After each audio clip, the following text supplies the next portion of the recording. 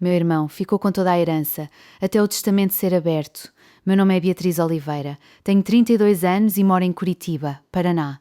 Na manhã em que meu pai morreu, achei que a pior dor da minha vida seria enterrá-lo. Eu estava errada. A pior dor veio 3 dias depois, quando meu próprio irmão olhou nos meus olhos e disse que eu não tinha mais lugar na casa onde cresci. Se alguém tivesse-me contado que uma família pode desmoronar antes mesmo do enterro terminar, eu jamais acreditaria. Mas foi exatamente isso que aconteceu comigo. Meu pai, António Oliveira, era um homem conhecido na nossa cidade. Durante mais de 30 anos, construiu uma pequena empresa de materiais de construção. Não era milionário, mas conquistou uma vida confortável. Comprou uma boa casa, alguns terrenos e deixou a empresa funcionando muito bem. Depois que minha mãe morreu, eu e meu irmão nos aproximamos ainda mais dele. Ou, pelo menos, era isso que eu acreditava. Meu irmão, Ricardo, sempre foi muito diferente de mim. Ele gostava de aparecer, gostava de mandar, gostava que todos acreditassem que ele era o único capaz de resolver qualquer problema. Meu pai dizia que eu tinha herdado o coração da minha mãe e que Ricardo tinha herdado o orgulho da família. Na época, aquilo parecia apenas uma brincadeira. Hoje sei que era um aviso. Quando papai sofreu um infarto, tudo aconteceu muito rápido. Recebi uma ligação enquanto estava trabalhando em um projeto. Corri para o hospital. Cheguei poucos minutos depois.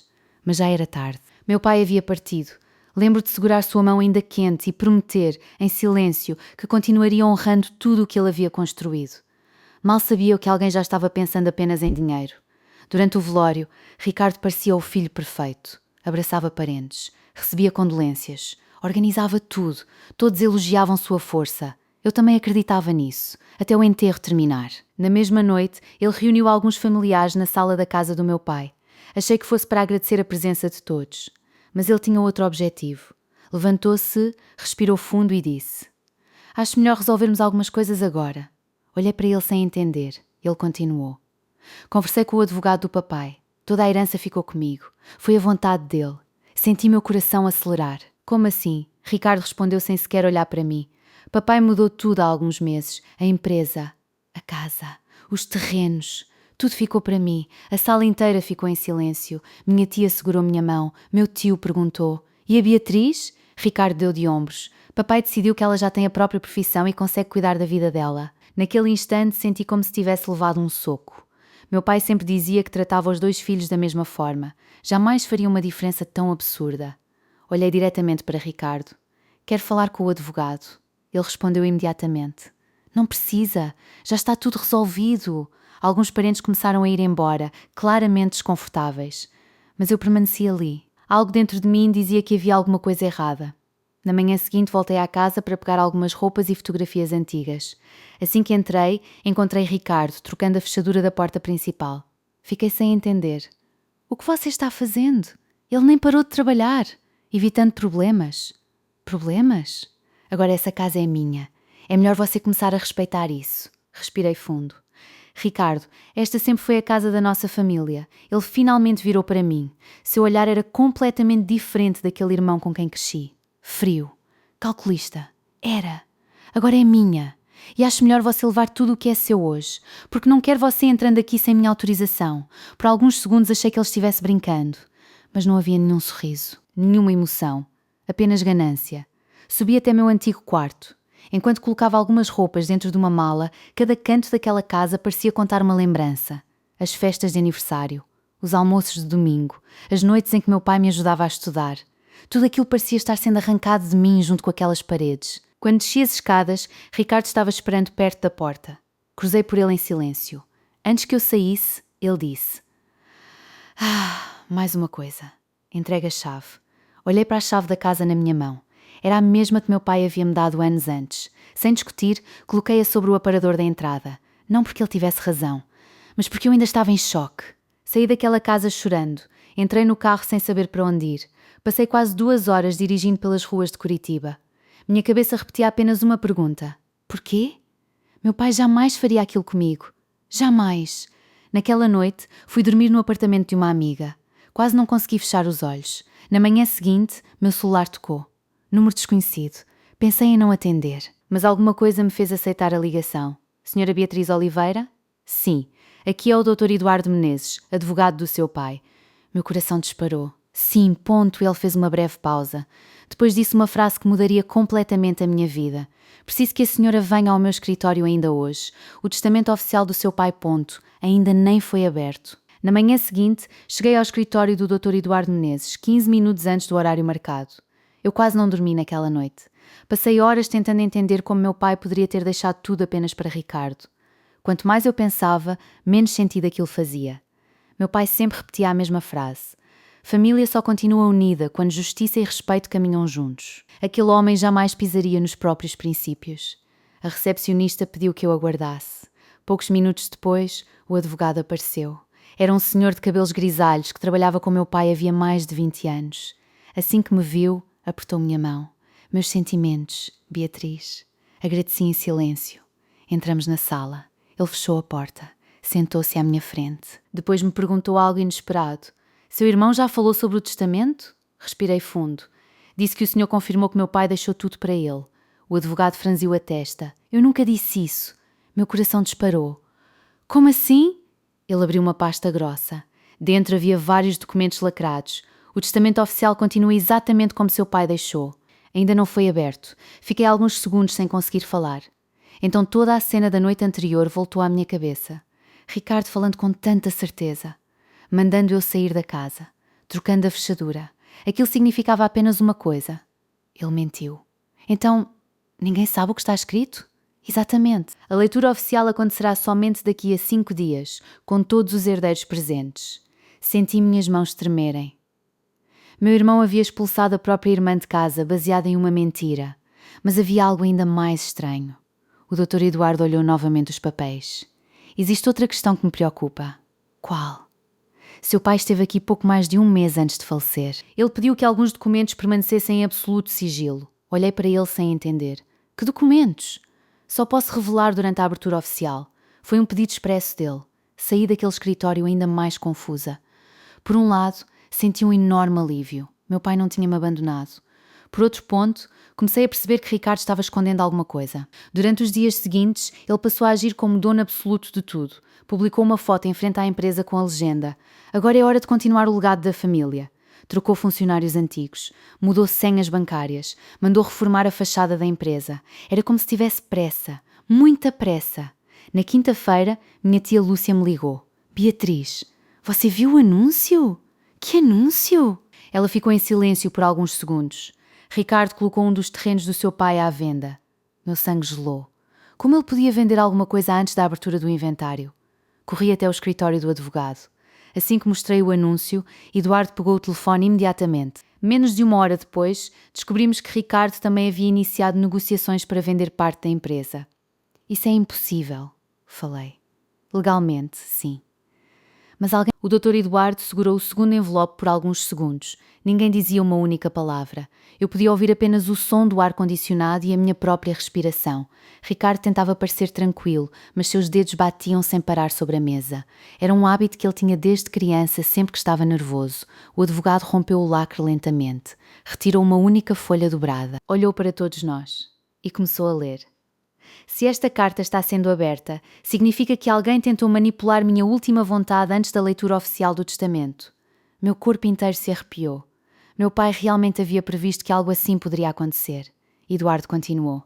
"Conheço meus filhos melhor do que qualquer pessoa. Amo os dois igualmente, mas também conheço as fraquezas de cada um." Ricardo abaixou a cabeça. Pela primeira vez desde a morte do nosso pai, ele parecia desconfortável. Então veio a parte que mudou completamente o clima daquela sala. Nos últimos meses descobri que alguém estava retirando dinheiro da empresa sem minha autorização. Todos se olharam. Meu tio arregalou os olhos. Ricardo permaneceu imóvel. Eduardo prosseguiu. "Contratei uma auditoria particular. Todos os documentos estão anexados ao meu advogado." Meu coração disparou. "Auditoria? Eu nunca soube daquilo. Nem Ricardo parecia esperar por essa informação." O advogado retirou outra pasta do cofre. Era grossa. Muito mais grossa do que a primeira. Colocou-a sobre a mesa. "Estes são os documentos mencionados pelo Sr. António." Ricardo interrompeu imediatamente. "Isso é um absurdo. Meu pai nunca faria uma auditoria contra o próprio filho." Eduardo permaneceu calmo. Abriu a pasta. Retirou vários extratos bancários, contratos, notas fiscais, transferências, tudo organizado por datas. Depois colocou um documento bem no centro da mesa. "O senhor reconhece esta assinatura?"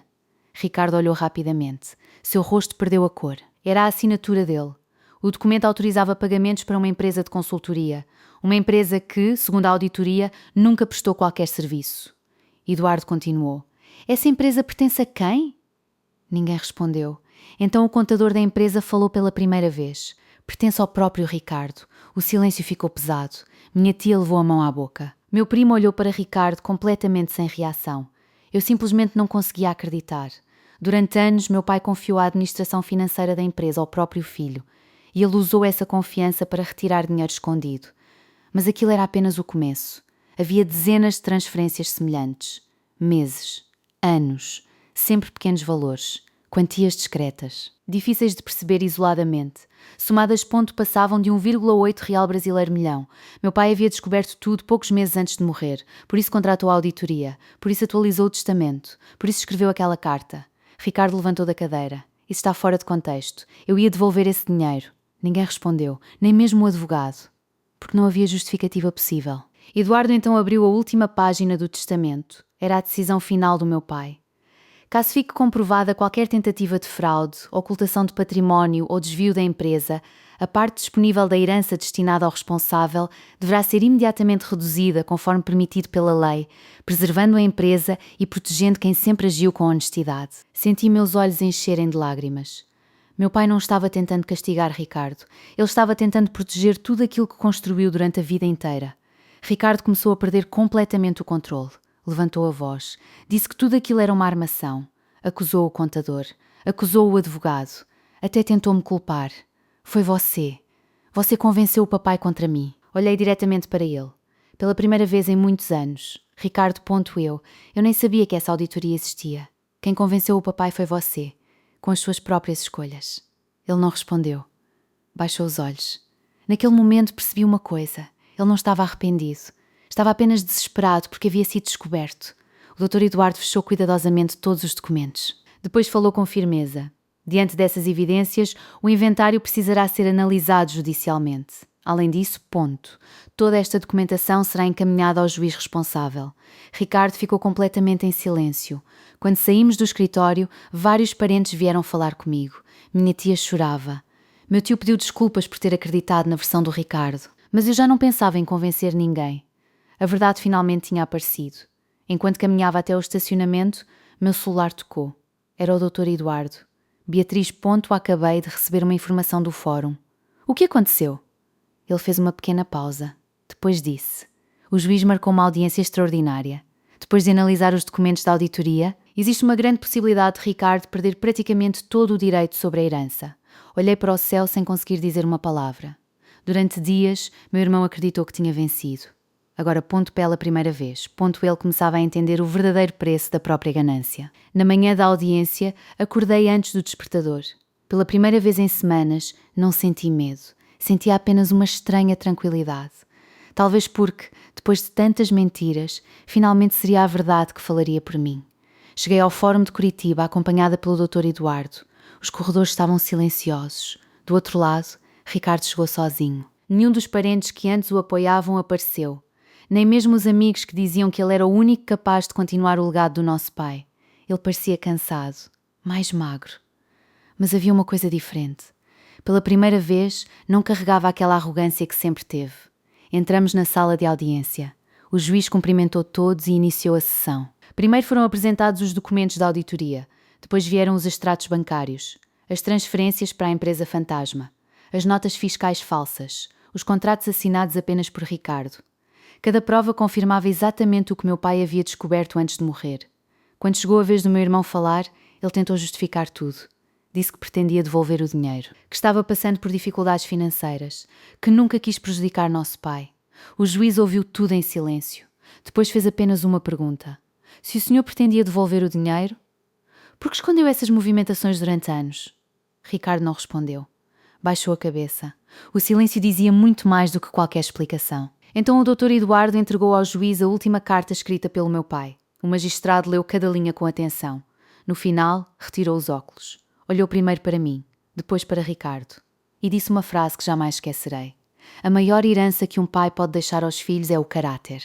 Infelizmente, neste caso, ficou evidente que apenas um deles decidiu honrar esse legado. Meus olhos se encheram de lágrimas. Não pelo dinheiro, mas porque senti, pela primeira vez desde a morte do meu pai, que sua voz ainda estava sendo ouvida. Poucos minutos depois, veio a decisão. O juiz reconheceu a validade integral do testamento. Determinou que os desvios financeiros praticados por Ricardo fossem descontados da parte disponível da herança, conforme previsto na lei e nas disposições deixadas por meu pai.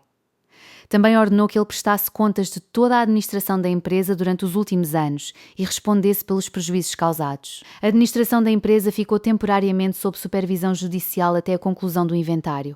Quando a audiência terminou, ninguém comemorou. Era impossível comemorar vendo uma família chegar àquele ponto. Enquanto todos deixavam a sala, Ricardo caminhou até mim. Seu rosto estava completamente diferente, sem orgulho, sem superioridade, apenas cansaço. Ele respirou fundo. Bia Ponto, eu errei. Sei que errei. Será que um dia você consegue me perdoar? Olhei para aquele homem. Por alguns segundos, tentei encontrar o irmão com quem brincava quando era criança. O irmão que me ensinou a andar de bicicleta. O irmão que dividia sorvete comigo nas férias. Mas tudo o que encontrei foi um homem que permitiu que a ganância destruísse a própria família. Respirei fundo e respondi com calma. Ricardo Ponto, se você tivesse vindo me pedir perdão antes de tentar tirar tudo do papai Ponto, talvez esta conversa fosse diferente. Mas você só percebeu o valor da família quando começou a perder o dinheiro. Ele abaixou os olhos. Não insistiu. Apenas foi embora. Foi a última vez que nos vimos. Nos meses seguintes, o inventário foi concluído. A empresa